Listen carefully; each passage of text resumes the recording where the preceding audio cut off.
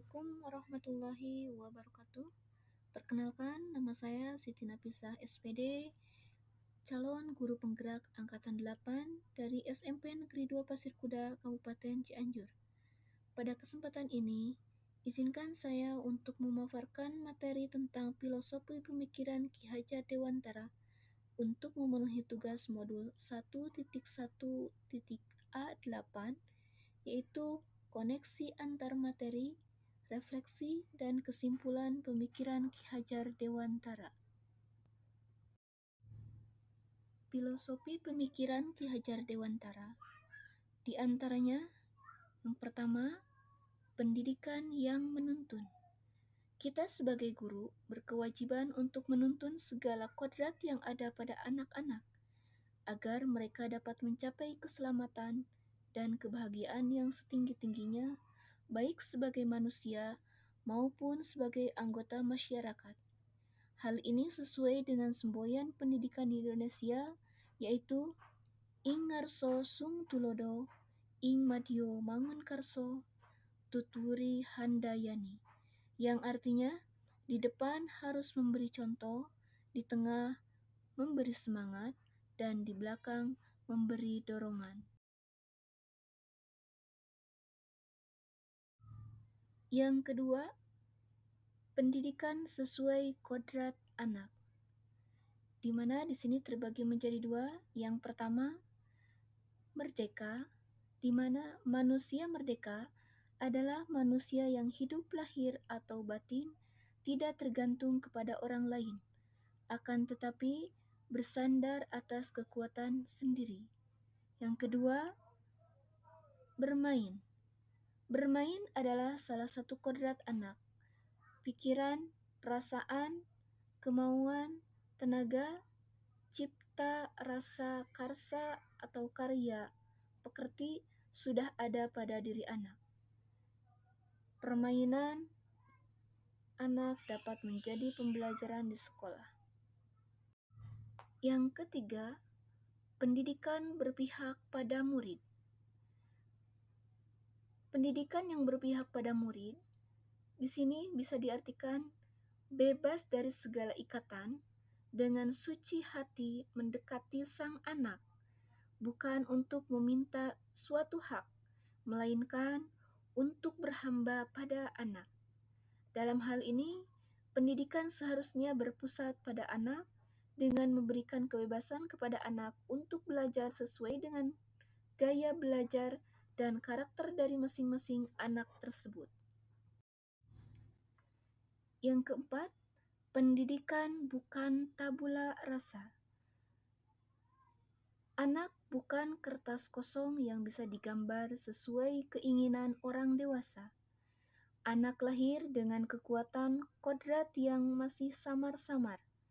Tujuan pendidikan adalah untuk menuntun atau memfasilitasi atau membantu anak untuk menebalkan garis-garis samar agar dapat memperbaiki lakunya agar menjadi manusia seutuhnya. Dalam hal ini, kita sebagai guru tidak bisa memaksakan kehendak kita, tapi bimbinglah anak untuk menebalkan seluruh potensi yang sudah anak miliki sehingga menjadi manusia seutuhnya. Yang kelima, pendidikan sebagai budi pekerti. Budi pekerti, watak, karakter adalah bersatunya atau persatuan harmonis antara gerak, pikiran, perasaan, dan kehendak atau kemauan, sehingga menimbulkan tenaga atau semangat. Keenam, pendidik diibaratkan sebagai petani. Seorang petani pada hakikatnya sama seperti kewajibannya dengan seorang pendidik yang menanam jagung misalnya, hanya dapat menuntun tumbuhnya jagung. Ia dapat memperbaiki kondisi tanah, memelihara tanaman jagung, memberi pupuk dan air, membasmi ulat-ulat atau jamur yang mengganggu hidup tanaman jagung, dan lain sebagainya. Selanjutnya, apa yang Anda percaya tentang murid dan pembelajaran di kelas sebelum Anda mempelajari modul 1.1? Menurut saya, yang pertama, murid adalah salah satu objek yang harus berubah mengikuti kemauan guru. Dalam arti, siswa tidak diberikan kebebasan dalam menentukan gaya belajarnya sesuai dengan kebutuhan dan karakter yang dimiliki oleh siswa tersebut. Yang kedua, guru memiliki keinginan tersendiri terhadap anak tanpa melihat kodrat yang dimiliki anak tersebut, baik kodrat alam maupun kodrat zaman. Selanjutnya, apa yang berubah dari pemikiran atau perilaku Anda setelah mempelajari modul ini? Setelah mempelajari modul ini, ada beberapa pemikiran dan perilaku saya yang berubah.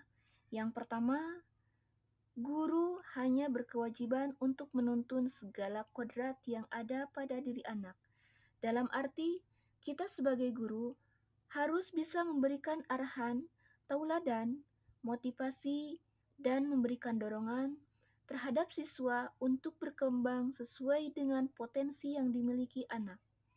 Yang kedua, siswa bukanlah diibaratkan sebagai kertas kosong yang dengan bebas kita isi dengan apapun keinginan kita, melainkan siswa sudah memiliki garis-garis yang samar yang harus kita tebalkan supaya menjadi manusia yang seutuhnya. Yang ketiga, guru diibaratkan sebagai petani, di mana dia bertugas untuk merawat tumbuh kembangnya tanaman dengan cara merawat dengan baik, menanam di lahan yang subur, menyirami, menyiangi, membasmi hama, dan lain sebagainya, sehingga tumbuhlah tanaman yang baik. Contoh, jika kita menanam padi, maka rawatlah padi tersebut supaya menjadi padi yang unggul, tidak menjadi jagung. Yang keempat, pembelajaran yang berhamba pada anak. Artinya, kita sebagai guru harus memberikan keleluasaan dan kebebasan kepada anak untuk belajar sesuai dengan kebutuhan dan gaya belajar serta karakter masing-masing anak.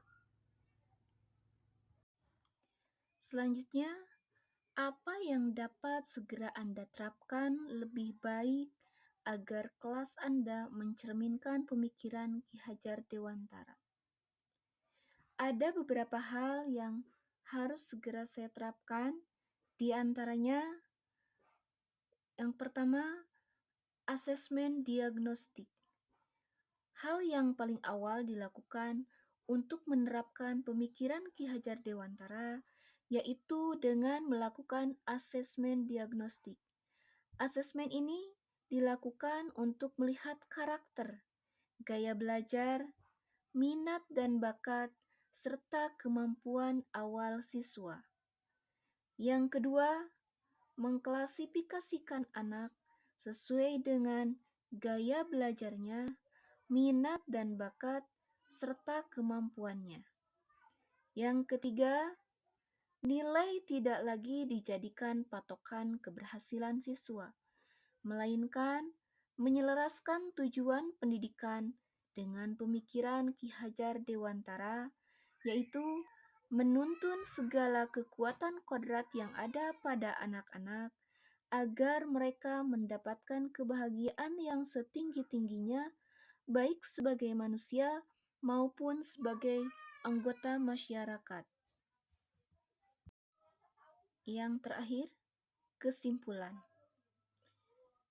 Setelah mempelajari modul 1.1, kita dapat menarik kesimpulan bahwa kita sebagai guru harus bisa memberikan tuntunan, arahan, contoh, motivasi, dan dorongan terhadap peserta didik untuk berkembang sesuai dengan kodratnya masing-masing, dengan memberi keleluasaan kepada anak untuk belajar sesuai dengan kebutuhan dan gaya belajar serta karakter yang dimilikinya, sehingga mereka mendapatkan kebahagiaan yang setinggi-tingginya sebagai manusia ataupun anggota masyarakat. Terima kasih. Salam guru penggerak.